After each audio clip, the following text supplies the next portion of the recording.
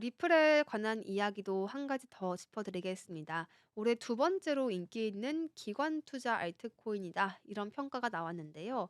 기관 투자자들이 올해 들어서 리플 기반 투자 상품에 정말 1억 500만 달러 규모의 자금을 유입을 시켰다라고 합니다. 리플이 이더리움에 이어서 두 번째로 인기 있는 알트코인으로 제대로 자리 잡았다. 이런 평가가 나올 수밖에 없는 모습이었는데요.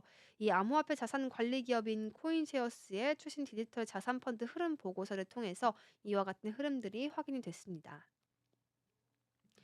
최근 보고서에 따르면 지난주 디지털 자산 투자 상품으로 총 5억 2,700만 달러의 자금이 유입이 됐다라고 밝혀졌고요. 또 도널드 트럼프 대통령의 무역 관세 발표와 인공지능 기업 딥시크의 관련 뉴스로 인한 시장 전반의 급락에도 불구하고 또 강한 반등세를 보여줬던 결과에 따른다고 합니다. 특히 보고서에 따르면 주 초반에는 5억 3천만 달러 규모의 대규모 자금이 유출이 됐었지만 이후 시장이 빠르게 회복하면서 10억 달러 이상의 자금이 유입된 것으로 나타났습니다. 지역별로는 미국이 4억 7,400만 달러의 자금 유입을 기록하면서 글로벌 흐름을 좀 주도를 했고요. 또 유럽에서도 7,800만 달러 규모의 순유입을 보였습니다. 그 캐나다 같은 경우에는 트럼프 대통령의 무역 관세 이야기 때문에 4,300만 달러의 자금이 유출됐다는 점이 조금 차별점이기도 합니다. 비트코인은 여전히 또 기관 투자자들의 자산 중에서도 가장 선호되는 부분이고요. 지난주에는 4억 8,600만 달러의 유입을 기록했다고 합니다. 이더리움은 30만 달러의 소폭 유출이 나왔고 사실상 보합세였다 이런 평가가 나왔습니다. 리플은 1,470만 달러의 신규 자금이 유입이 되면서 강한 상승세를 보였습니다. 이로써 리플은 또 2024년 들어서 현재까지 1억 500만 달러의 누적 유입액을 기록을 했고요. 이더리움의 1억 7,700만 달러에 이어서 두 번째로 높은 순유입액을 기록한 알트코인이다. 이렇게 평가를 받고 있습니다. 코인시어스는 올해 누적 기준으로 총 53억 달러의 자금이 디지털 자산 투자 상품으로 유입이 됐다라고 했고요.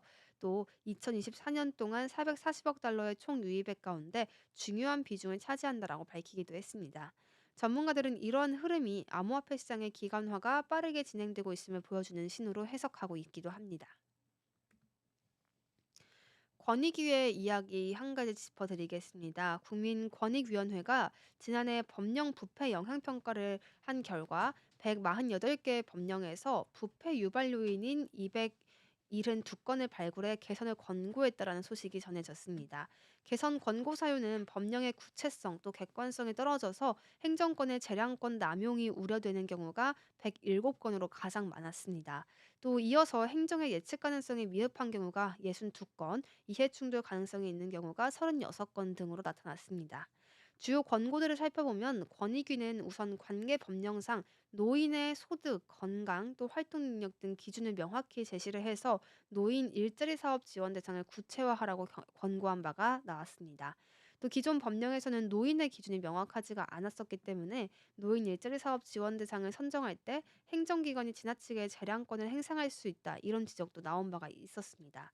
또 권익위는 이 가상자산에 대해서도 불공정 거래 행위 위반에 따른 과징금의 감경 사유를 구체화해야 한다라고 했고요. 과태료 감면 또는 과중에 대한 세부 기준을 마련해서 행정기관의 자의적인 판단을 방지해야 한다고 권고하기도 했습니다. 공무원 채용이나 임용 취소에 관한 이야기도 담겼고요. 또 항공산업 종사자에 대한 이야기도 함께 있었습니다. 건의가 전반적으로 이 법령에 대해서 개선 권고를 했는데 여기에 또 코인 관련 이슈까지 포함이 되어 있었다는 점까지 체크해 가시면 되겠습니다. 오늘 같은 경우에는 오픈 AI의 CEO인 샘 올트먼이 한국에 방문을 해서 좀 다양한 이야기를 나눴던 것이 시장의 한 가지 큰 이슈로 들어와 있는데요. 한국 시장으로 자신이 좀 AI 산업을 확대해 가고 싶다라고 이야기를 하면서 반도체, 에너지 그리고 AI 쪽의 산업이 한국에서 굉장히 강력하다 이런 이야기를 했습니다.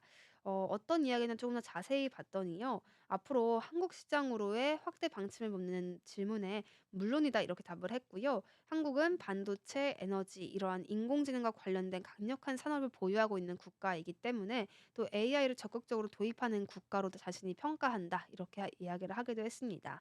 한국에서 처음으로 열리는 오픈 AI 공식 행사를 계기로 해서 또 세 번째로 방한을 한 올트먼은요. 이날 최태원 SK 회장과도 면담도 했다고 합니다.